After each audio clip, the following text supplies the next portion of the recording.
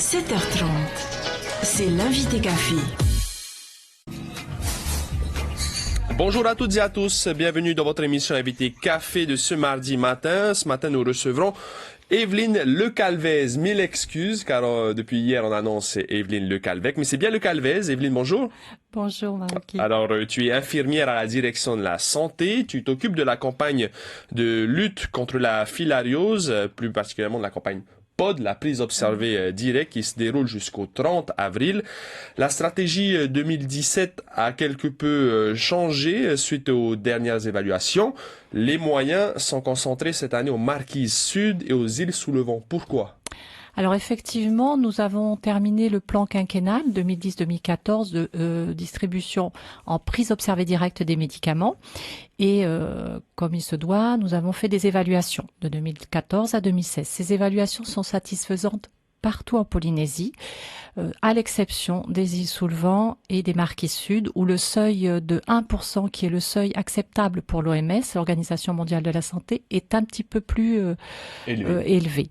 Donc nous faisons cette année ce que l'on appelle une stratégie séquentielle, en concentrant la distribution de masse aux îles sous le vent et aux Marquises Sud. Donc dans ces deux endroits, il y aura encore des ambassadeurs et des distributions dans les écoles.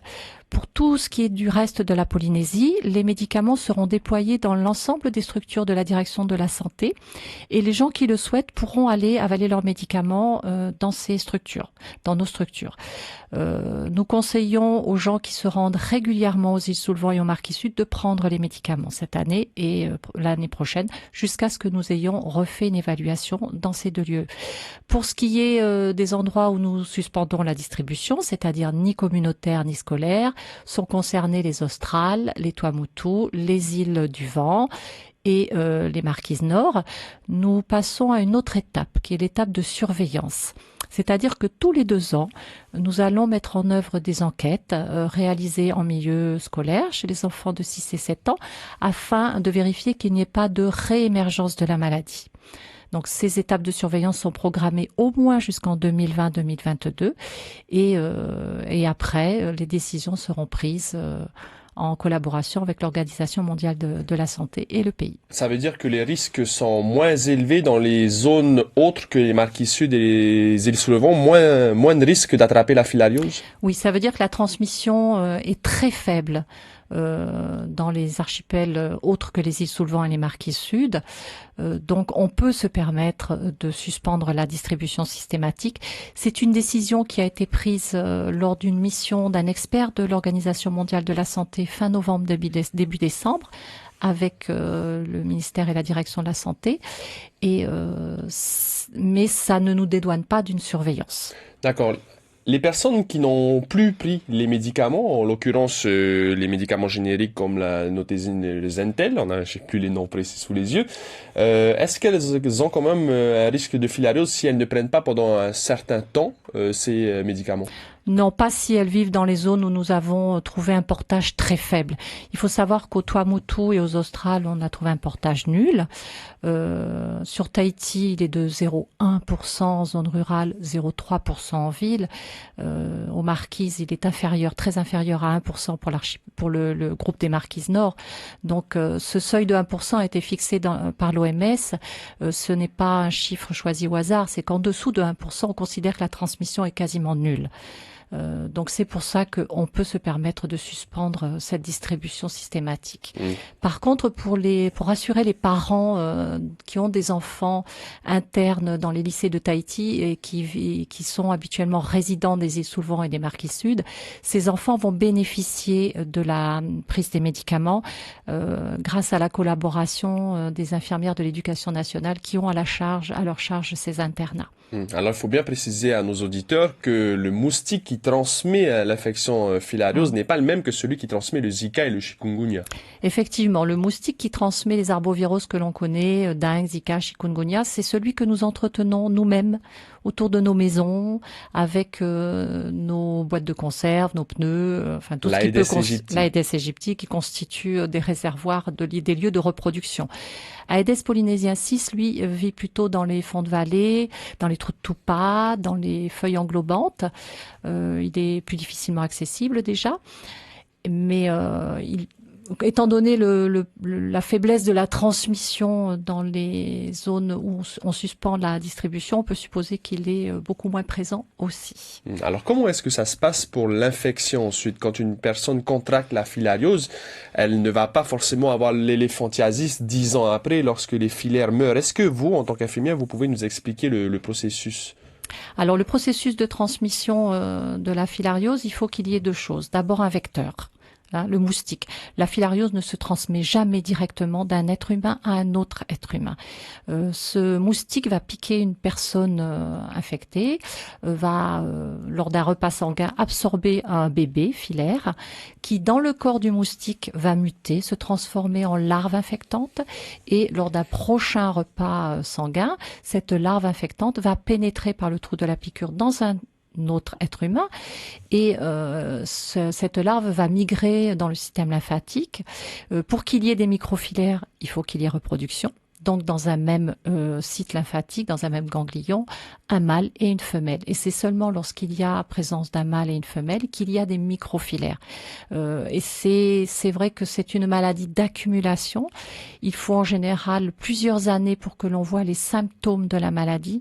Et quand on voit des gens qui ont des éléphantiasis, souvent ils n'ont plus de filaires. Donc ils ne sont pas contagieux et il ne faut pas les stigmatiser. C'est déjà suffisamment invalidant pour eux d'être porteurs de ces stigmates de la maladie.